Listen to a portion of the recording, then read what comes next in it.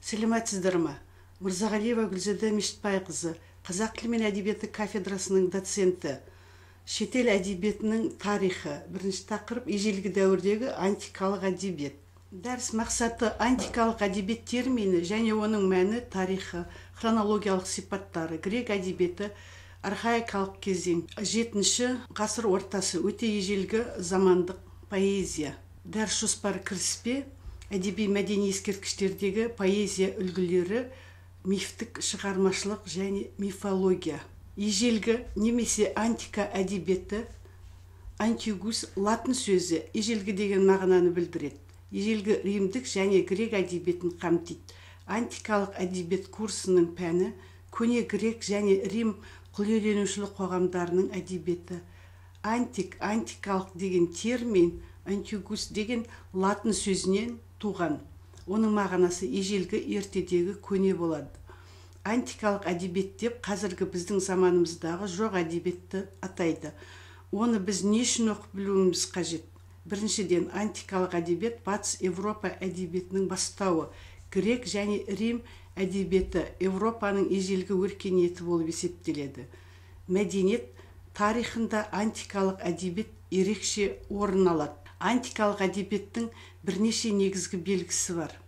Антикалық әдебиетте мифологияның зор роль атқаруы. Басқа әдебиеттермен салыстырғанда антикалық әдебиетте мифологиялық бейнелер орасан зор роль атқарады. Антикалық әдебиеттің өмірге орайлылығы. Антикалық әдебиеттің саяси мазмұнды болуы. Сол кездегі болған саяси уақиғалардың барлық антикалық әдебиетте бейнелеуін тапты. Антикалық әдебиеттің бірнеше негізгі белгісі бар. Антикалық әдебиетте мифологияның зор рөл атқаруы. Әдебиеттермен салыстырғанда антикалық әдебиетте мифологиялық бейнелер орасан зор рөл атқарады. Антикалық әдебиеттің өмірге орайлылығы. Антикалық әдебиеттің саяси мазмұнды болуы, саяси оқиғалардың барлығы антикалық әдебиетте бейнелеуін. Антикалық дәуірде өмір сүрген авторлардың ішінде мысал жанрының кейбір үлгілерін Гесиодтың еңбек пен күндер шығармасында, сонымен бірге Паростық 7-ші ғасырдың басында өмір сүрген археологтың да еңбегінде кездестіреміз. Археологтың мысалының ішінде бізге үзінділермен ғана жеткен қыран мен түлкі жөніндегі мысалды Эзоптың құрастырған мысалдарында да ұшыратамыз. Ежелгі гректердің поэтикалық шығармашылығында синкретизм тән, яғни сөз өнері әуенмен, бимен және тағы басқа ойындық, ритмикалық дене қозғалыстарымен біте қайнасып тұрады. Мәселен, жұмысшы, егінші, жүзім жинаушы немесе басқа да еңбек етіп жүрген адамның әр қозғалысы, тактісі әуенмен, әндермен сәйкес келуі керек. Мұндай әндердің кейбір үлгілері Аристофанның бейбітшілік комедиясында, Плутархтың 7-ші ғасырда айтылып жүрген лесбостық жұмысшы әндерінің бірнеше жолдары сақталып қалған. Жалпы антикалық шығармаларды, тарихи еңбектерді оқып отырып, грек тарихының түп тамыры біздің елде жатқандығын байқау қиын емес.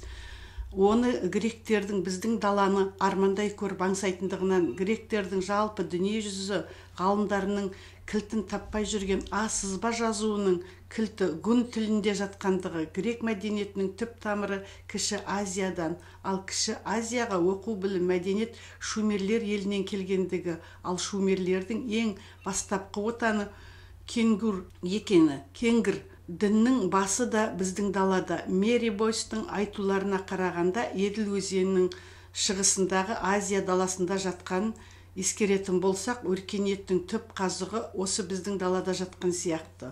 Бұл өзінше бір әңгіме. Ал антикалық шығармалардағы пегастар да төрт аяғы тұлпардікі, кеудесі адамдікі біздің жерден шыққан. Оны ғалымдар біраз зерттеп, жылқыны қолға үйреткендер де, оларды мініске жаратқандар да, ауыздықтап ер салғандар да біздің бабаларымыз екені анықталып отыр. Бұрын соңды ат үстіндегі адамды көрмеген гректер сондай төрт аяғы тұлпардікі, кеудесі мен басы адам сияқты жануарлар болады екен деп, солай суреттеген, солай жырлаған. Гректерге мәдениетті әрі көркем сөз сөйлеуді үйреткен скиф Анахарис бабамыз деген жазулар көп жерде кездеседі. Антика мәдениетінің дүниежүзі мәдениетіне тигізген әсері өте күшті болды.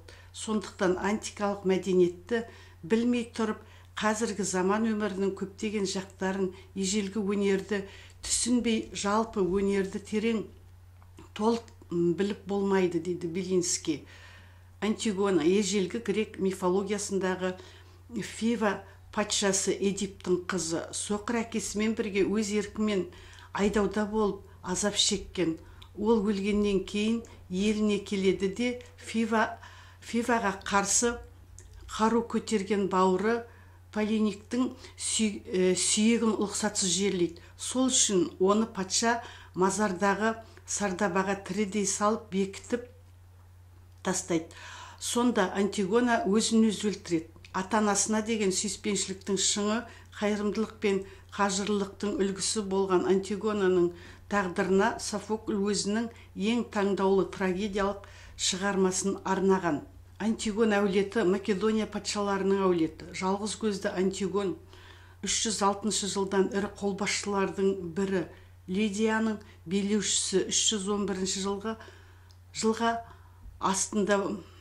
жылға дейін Кіші Азия, Сирия, Месопотамия түгел дерлік Антигон әулетінің қол астында болады. 306 жылы өзін патша деп жариялайды. Александр Македонский империясының тұсындағы тұтастығын жақтады. Соғыста қаза тапты. Антикалық әдебиеттің негізін грек және Рим ақын жазушыларының әдеби мұралары құрайды. Бірақ антик дәуірінің ескерткіштерінің көбі сақталмаған, ал сақталғандардың ішінде бізге толығымен жеткендері аз. Біздің заманымызға дейін жеткен дүниелердің ішінде Эсхил, Софокл, Еврипидтің шығармалары. Мысалы, Эсхилдің 90 пьесасынан толығымен жетеуі жеткен. Софоклдің 123 драмасынан жетеуі қалған. Еврипидтің 92 шығармасынан 19-ы жеткен. Антикалық әдебиетке әртүрлі уақытта көптеген ақын жазушылар назар аударған. Антикалық әдебиеттің сюжеттері мен сарындары орта ғасырлардағы Вергилий, 18 ғасырдағы Гете, Шиллер, 19 ғасырдағы Байрон, Шелли шығармаларында кездеседі.